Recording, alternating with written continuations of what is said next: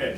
All right. Hello, everybody. We're gonna be doing a seared steak today. Let's go ahead and show this guy. So thank you so much, everybody who watched the bruschetta video. I appreciate it. It really inspired me to do another video to show just a simple technique that can be used for either steak, chicken, pork chops, anything that you might have trouble with meat-wise. It's all about this technique of searing, making sure that you season your meat aggressively and just letting it sit on a good heat. So we're gonna get started with steak. So what we got here is just a ribeye.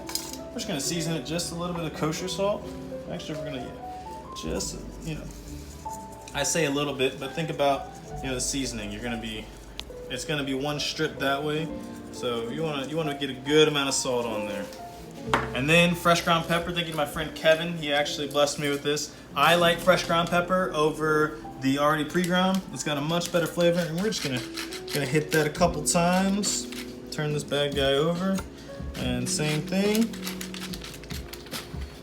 And salt again, right?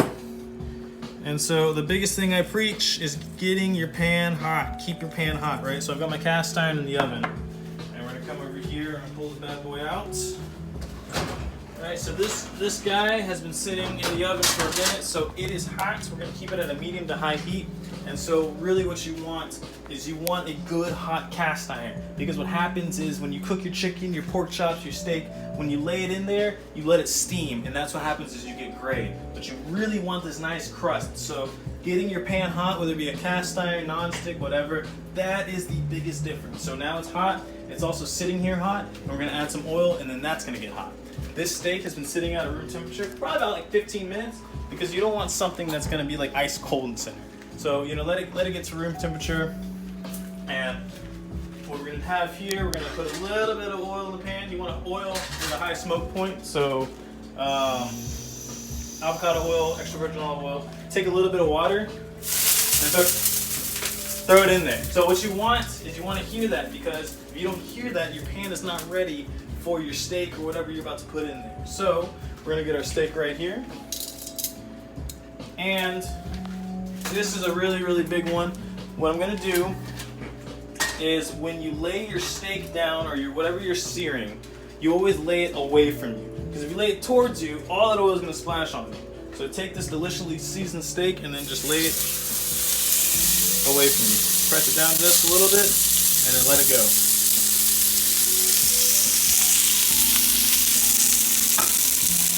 So this is my biggest advice. Don't touch it. Let the steak do the steak things that it needs to do. This is where it's going to form its good sear. This is where that crust goes. All that seasoning that you put on that steak, that's where it stays on there, where each cut you get stays right on the steak. So we're going to add just a little more oil. And so at this point, you have it in here, and a lot of times what you want to do is right when it's in there, don't touch it. Don't touch it. Leave the steak right there and let it do its thing. So just let it go, and then you're gonna walk away, kind of just do your own thing. But the biggest thing I say is at this point right here, don't touch it. Don't check for it. Maybe right when you think it's good, let it go just a little bit longer, and then check it.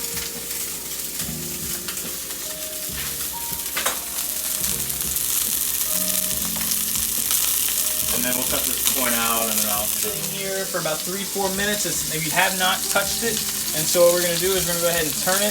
What you really want to make sure is you get a good crust that's sealed. You want to let it go right when you think you're uncomfortable with turning it. Go ahead and turn it. So right here. And we've got a good crust here. All that seasoning that we had. Boom. Really, really nice crust here. So at this point, it's a smaller, it's a thinner steak, and I like my steak medium rare. So we can finish this in the pan. So what we're going to do, we're going to add some butter. I like Kerigold. Couple knobs, a little bit of thyme, and what we're going to have here is garlic. So you come over here, use fresh garlic. These are from garlic bulbs. Don't use those canned garlic. You want to do garlic justice, right? So we want to sit here and just smash it. That's it. Just smash it with the back of your knife. But I guarantee, you're just not going to get the same quality of garlic if you're using the pre-minced in the olive oil. It just sits there and it rots. Like Anthony Bourdain himself said, if you're not equipped to peel garlic or use a garlic press, you don't deserve to eat garlic. So what we're gonna do is we're just gonna hit this real quick because all we want to do is add that to the flavor. Add that to the pan. Oh, get my guy here. Go over here. And we're gonna move the steak to the top, right? So we've got our garlic. You know, we hit it with just a quick mix. All that butter. It's gonna get really, really nice and fragrant. At this point, nothing's burning, so we're gonna turn this. We got all this nice, delicious butter with the herbs, the thyme.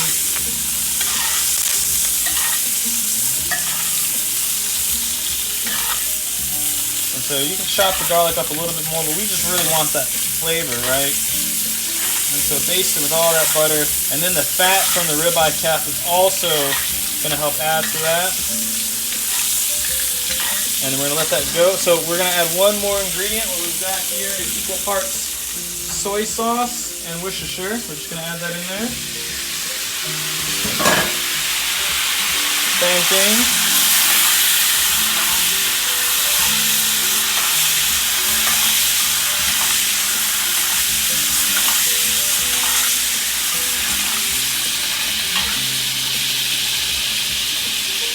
And we're going to let that bad boy go for about 2 more minutes.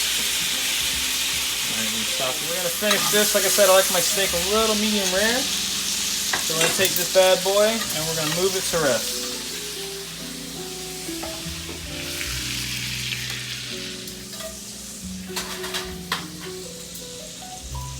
And so what we're going to do now is we're going to make 2 different kinds of toppings for the steak. We're going to make caramelized mushrooms and onions. And the last one, we're going to make a pineapple blue cheese salad. Going to be really, really good. So I knew I had to make 2 because everyone's gonna be like, oh, pineapple! Like, no, it's gonna be really delicious. Like, he's putting pineapple on steak. So we're gonna julienne some onions, cut both sides off. And then when you're julienning onions, it means long strips, right? And so we're gonna take this guy. We're gonna take this guy. And remember, pick up your knife, pinch grip it. Keep it right here. You always pinch grip, wrap around.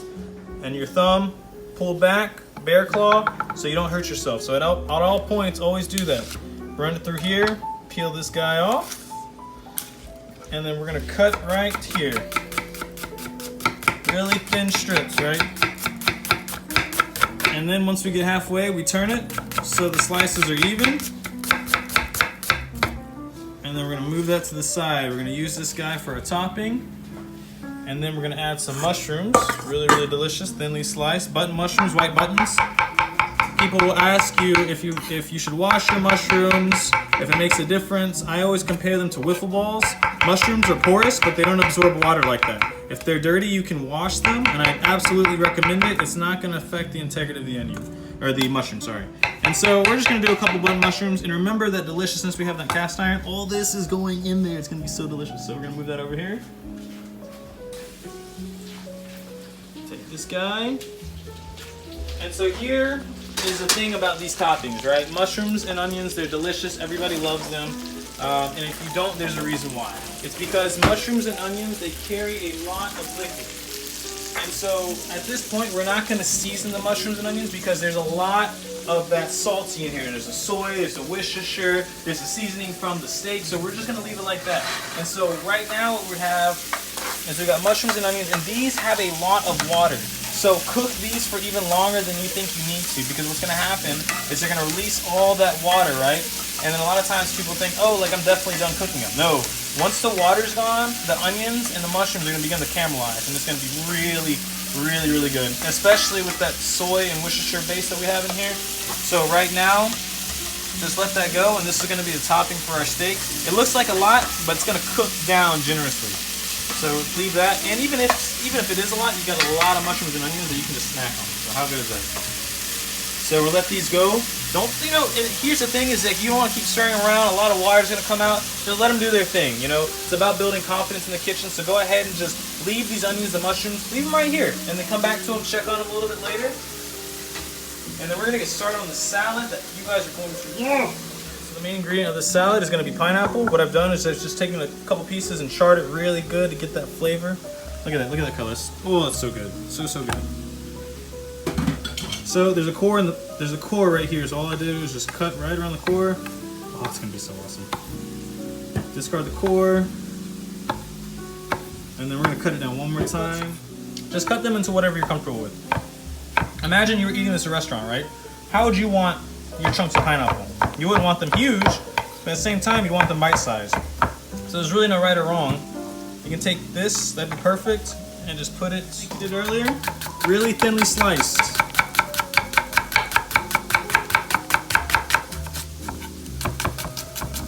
Add it in there. Here is going to be the base, and just a quick rough chop. Here's the thing with herbs is you don't want to like press them, because what you're going to do when you press them like that is you're going to bruise them. So just make sure you have a sharp knife and just run it across.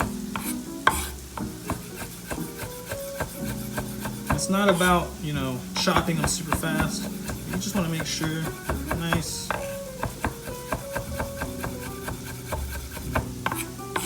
And we're going to run it one more time.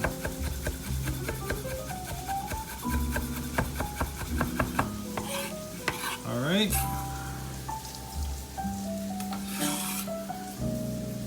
Every time. All right. It's about a tablespoon of balsamic vinegar.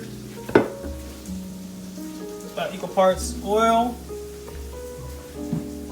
And then at this point, we've got some blue cheese. This right here is going to be everything that pulls it together. You're gonna get that nice sweet pineapple. You're gonna get a little bit of bite from the balsamic, and then you're gonna get that nice savory, pungent blue cheese that hits you. And I want pieces in there, so I'm just gonna throw it in there, and then I'm gonna mix it up into there.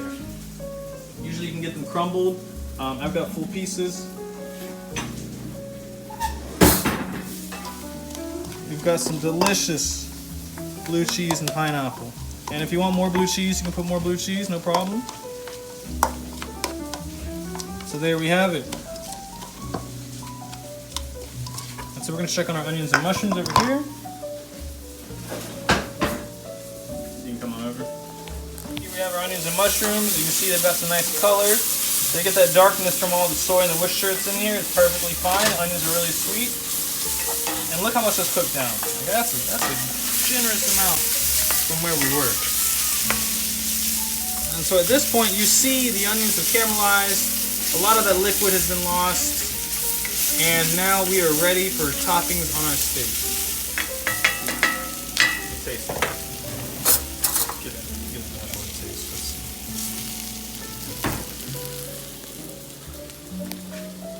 Oh yeah. Really good. Really good. All right. Our steak has rested. We want to make sure all those molecules that are excited in the steak when we cook it, they have a chance to rest. We want them all in here. If you don't give them a chance to rest, when you cut them, they're all on the cutting board. Really, you want them all to be in your mouth. So what we're gonna do is we're just gonna cut this steak, take a knife, and same technique. And like I said, I like my steak medium rare. And this is just perfect. So we're gonna take half this steak and we're gonna serve it with the salad. So we're gonna move this guy over here on this plate and look at the reveal. Oh my goodness, look at that. That right there is perfect. And so what we're gonna do is we're gonna serve this bad boy with that blue cheese pineapple. Oh my gosh, look at that. Onions, blue cheese pineapple, boom. And then we're gonna slice the other half, right?